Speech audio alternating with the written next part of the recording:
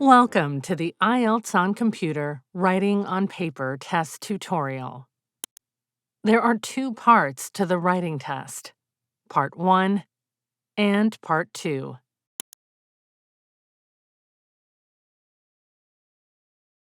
This is an example from the General Training Writing Test.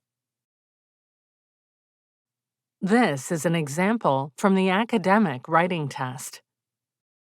To see all of Part 1, you may need to use the scroll bar.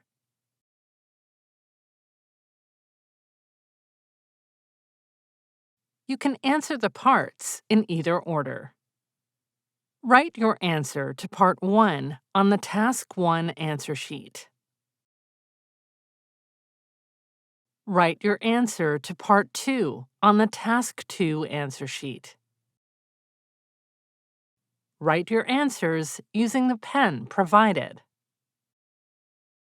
When the writing test is finished, your answer sheets will be collected. You can also highlight text and make notes.